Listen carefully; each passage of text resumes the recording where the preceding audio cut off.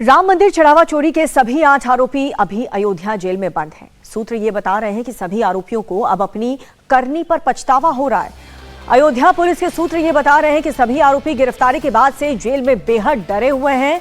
अभी तक की जांच में किसी भी आरोपी का कोई भी पुराना आपराधिक रिकॉर्ड अभी तक सामने नहीं आया है। आरोपियों को इस तरह की चोरी का कोई भी अनुभव नहीं था। ऐसे में सवाल ये उठ रहा है कि चोरी की प्लानिंग आखिर किसके कहने पर शुरू की गई है। पुलिस ये पता लगाने की कोशिश कर रही है कि आखिर चढ़ावा चोरी केस का मास्टरमाइंड कौन है। पुलिस सूत्रों ने बताया कि अब तक पुलिस जांच में इस बात का खुलासा नहीं हो पा रहा है कि आखिर चोरी कांड का सूत्रधार कौन है, कैसे इसकी शुरुआत हुई, कहां से इसकी शुरुआत हुई, किसी के कहने पर यह काम हुआ, कौन कौन लोग इसमें शामिल हैं, क्या कुछ बड़े लोग भी इसमें शामिल हैं जैसा आरोप लगाया जा रहा है। ऐसे बहुत से सवाल हैं जिनके जवाब अभी आने बाकी हैं। अयोध्या राम मंदिर में चढ़ावा चोरी की जांच कर रही एसआईटी की टीम ने कल मंदिर ट्रस्ट की होने वाली मीटिंग से पहले अपने दूसरे राउंड की जांच पूरी कर ली है। 2 दिनों तक अयोध्या में जांच के बाद टीम शुक्रवार देर रात लखनऊ वापस लौट गई। इन 2 दिनों में एसआईटी ने ट्रस्टी अनिल मिश्रा से सबसे ज्यादा सवाल जवाब किया। वहीं गोपाल राव और बैंक स्टाफ के साथ भी कुछ सेवादारों से भी पूछताछ की गई। एसआईटी ने अपनी जांच का दायरा बढ़ा दिया और वो राम मंदिर बनने के बाद से मिले चंदे का पूरा हिसाब किताब अब खंगाल रही है।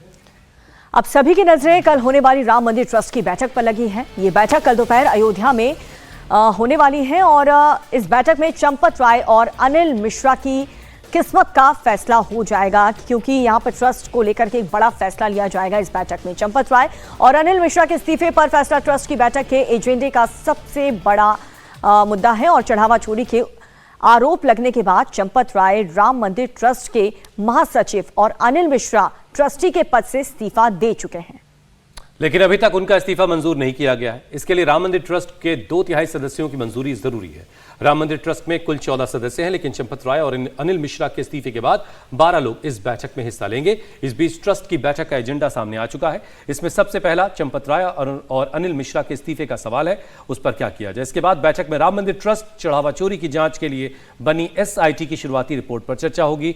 एसआईटी अपनी रिपोर्ट यूपी सरकार को सौंप चुकी है। इस बैठक में राम मंदिर ट्रस्ट के लिए नए सीईओ की नियुक्ति पर फैसला हो सकता है। इसके एजेंडे में कहा गया कि बैठक में मंदिर परिसर में श्रद्धालुओं की बढ़ती संख्या को देखते हुए भविष्य की व्यवस्थाओं, सुरक्षा संचालन और अन्य पहलुओं पर भी चर्चा होगी। इसके अलावा इस दौरान वित्तीय साल 2025-26 के दौरान आमदनी और खर्च का हिसाब किताब, वित्तीय लेन देन का लेखा जोखा भी बैठक में रखा जाएगा।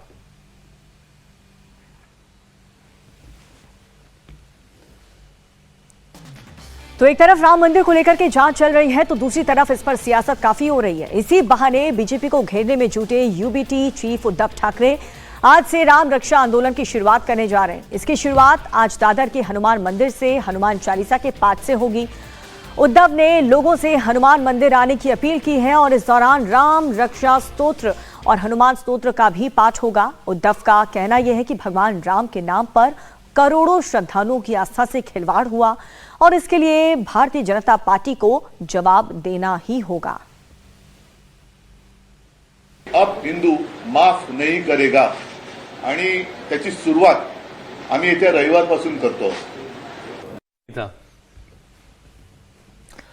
बीजेपी की तरफ से कहा गया कि पार्टी टूट जाने के बाद उद्धव को भगवान राम की याद आई है। जब उद्धव ठाकरे ने यह ऐलान किया उसके बाद बीजेपी ने इस तरीके से उद्धव पर हमला बोला है। जब सब कुछ बह गया उसके बाद इनको प्रभु राम की याद आई। राम मंदिर और हनुमान चालीसा ये केवल इनकी नौटंकी है।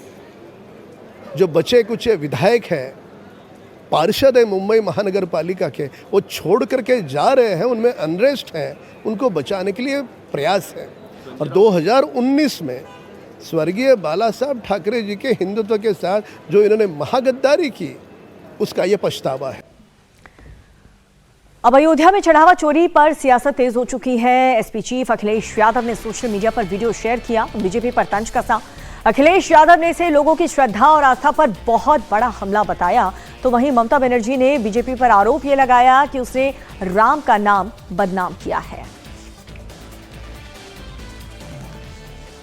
राम का नाम आपने बदनाम कर दिया, हिंदुत्व का नाम पे खेला और हिंदुइज्म को आपने फिनिश किया।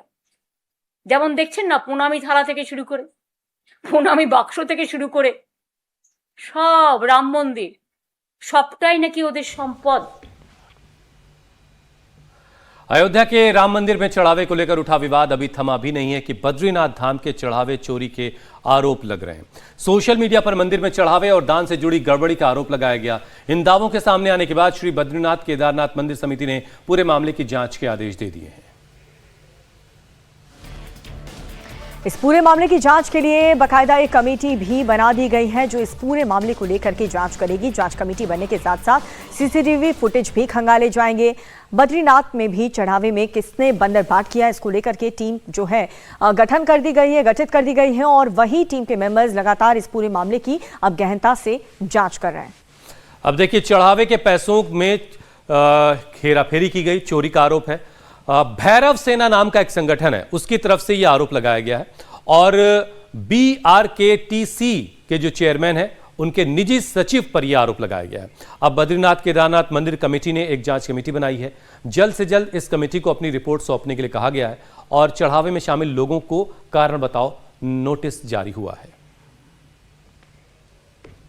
पर तत्काल प्रभाव से जो सभी जो कर्मचारी हैं, अधिकारीगण हैं, जो भी इस गणना में शामिल रहते हैं, उन सभी को मैंने तत्कालीन जो हमारे मुख्य कार्यकारी अधिकारी हैं उनके द्वारा उनको नोटिस, सो कोर्स नोटिस भी जारी हो चुके हैं और इस पर एक जांच कमेटी भी तत्काल प्रभाव से जांच कमेटी बना दी गई है और उस जांच कमेटी को यथाशीघ्र अपनी जांच कर उसकी जांच रिपोर्ट आएगी और वो जांच रिपोर्ट भी सबके सामने सार्वजनिक रूप से रखी जाएगी और इस पर जो भी दोषी होगा उस दोषी के खिलाफ सख्त से सख्त कार्रवाई की जाएगी।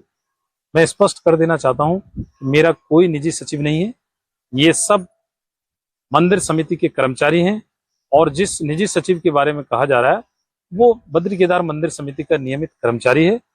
उससे मुझसे पूर्व भी वो 3 अध्यक्षों के साथ उनका व्यक्तिगत सहायक रह चुका है, क्योंकि एक व्यक्तिगत सहायक पोस्ट बद्री केदार मंदिर समिति में है। फिर भी मैं ये कह रहा हूं बहुत स्पष्ट रूप से कि जिस व्यक्तिगत सहायक निजी सचिव मंदिर समिति कर्मचारी के बारे में ये कहा जा रहा है, अगर वो इसमें दोषी पाया गया तो उसके खिलाफ सख्त से सख्त कार्रवाई की जाएगी।